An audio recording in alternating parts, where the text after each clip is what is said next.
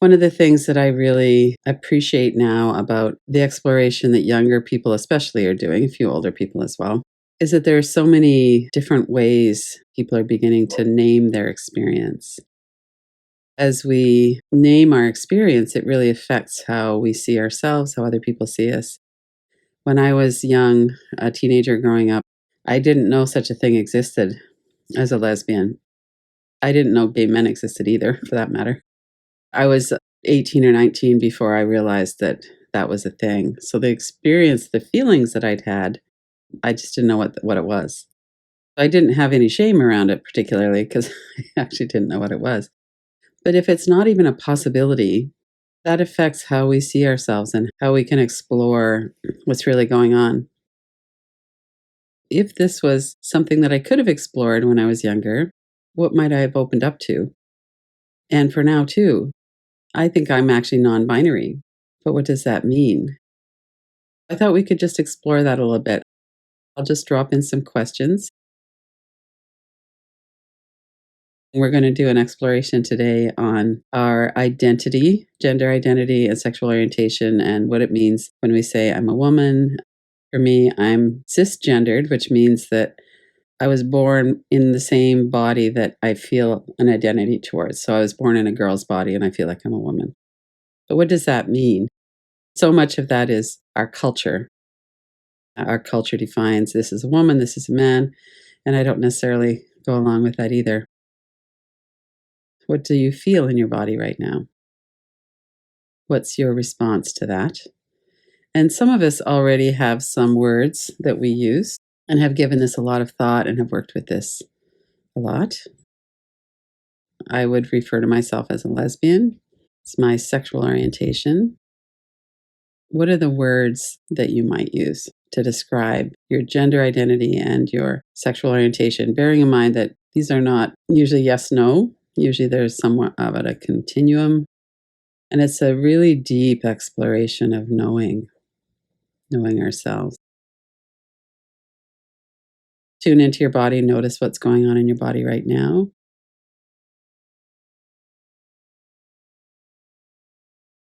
Notice your breath.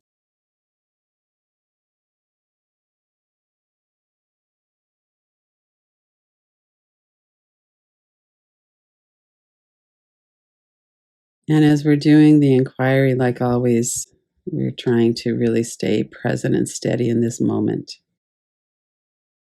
So we do that by awareness, staying grounded in our body, our breath. If something is very activating, we might do some tapping on our forehead, do some longer exhales or box breathing. So keep an eye on what's going on. Notice how you respond to them. You can put an I am in front of them. I am a lesbian. I am heterosexual. I am. Or you could put some other kind of words in front of it, like I lean towards, or I'm exploring, or you could just look at the word. Let's start with the word woman. What comes to mind? How would you define someone who says, I'm a woman? Some cultural stereotypes would say a woman is meek and submissive and here to serve her husband. Others might describe a woman as strong and tough. You might have images coming up, stereotype of a woman in high heels and blonde hair, beautiful. We have a lot of conditioning around this word. So if you were just to look at that word, notice your conditioning, notice what comes to mind.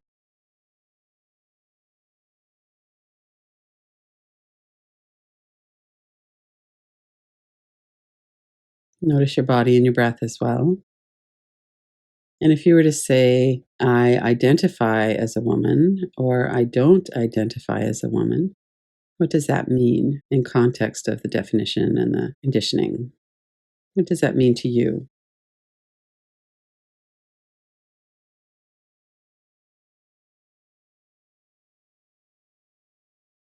If we bring that back to childhood, it could be a sense of, yeah, I really fit in that way, or I really didn't fit in that way.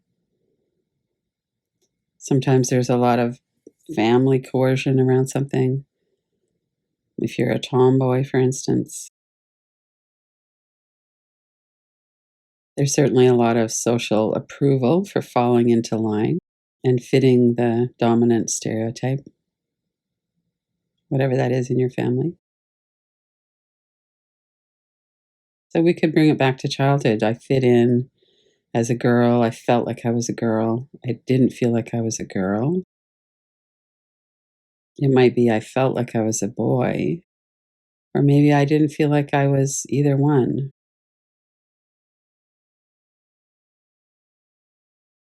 And what is that anyway?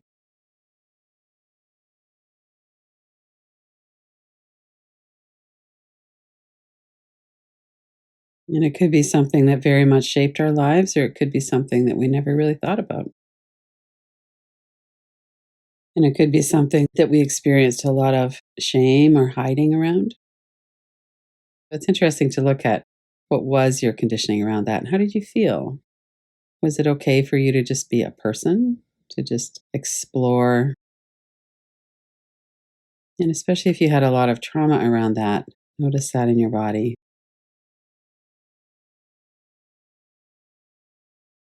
And as we come forward into our teen years and into our adult years, we could bring in sexual desire, sexual orientation.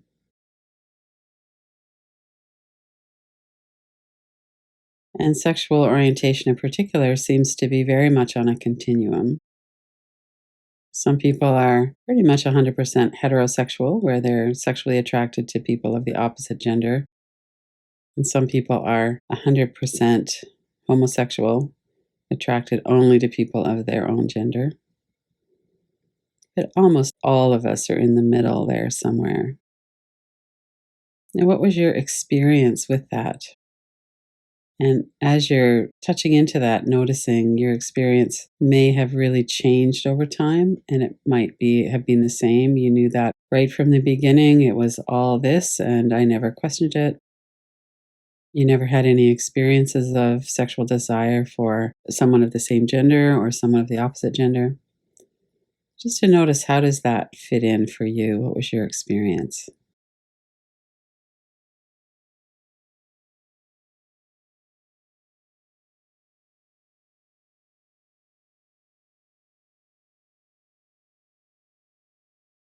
And how does shame relate to this? Because I didn't know what it was, I didn't really have any shame around that as a teenager. I didn't know that it was considered wrong. I didn't grow up in a religious family, for instance. Nobody ever commented. It wasn't part of my world.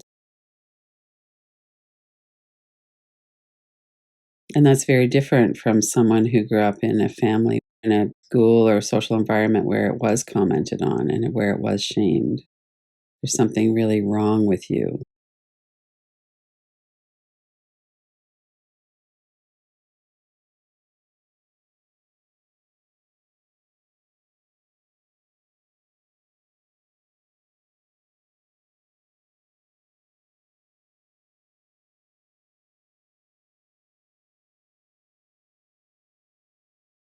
And again, our experiences in this are very different. You could also bring to mind, what's the first time that you learned that not everybody felt the same way you do? So if you were different than the so-called norm, that would have been as soon as you started getting in touch with how you felt or how you identified. But if you're not outside the norm, if you're heterosexual or feeling like you were born in the body that was the gender that you feel like you are, then it might have been a long time later when it occurred to you or when it became evident that not everybody has that experience. So we could also look at that. What's your experience in knowing that other people have a range of expressions that are not similar to yours or not the same?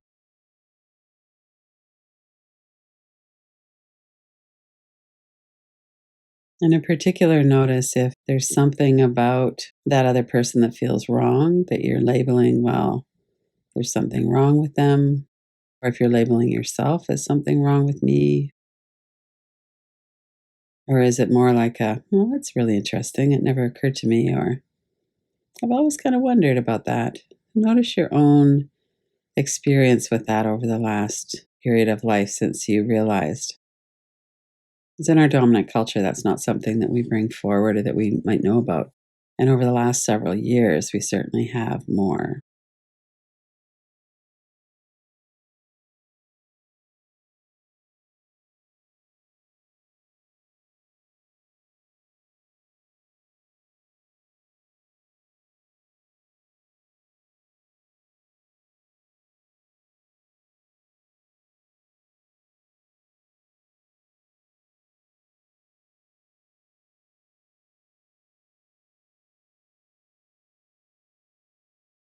And if you were to say something like, I'm completely 100% welcoming and accepting of everyone,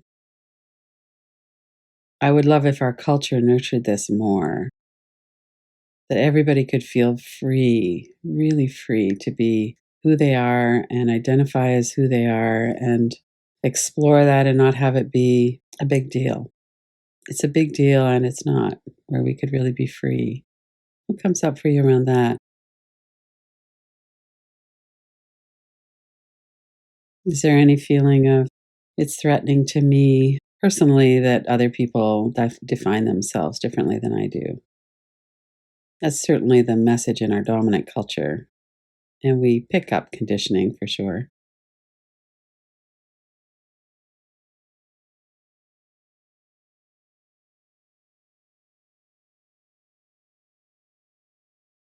And depending on our experiences with this, we might have a lot of memories of fighting to be recognized for who we are or feeling shamed for who we are.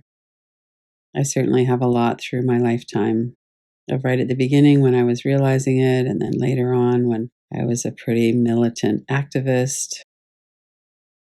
Later on, when it got more subtle and I would kind of be more consciously making that decision.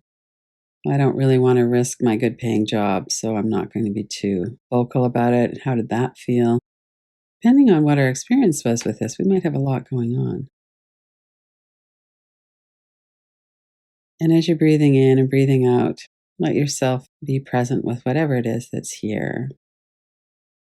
And remembering tapping, breathing, 15 or 20-minute inquiry doesn't really do justice to what we might want to explore. So just notice as well, what is it that's here? Is there an interest, a curiosity? Is there an openness? What do you feel in your body right now?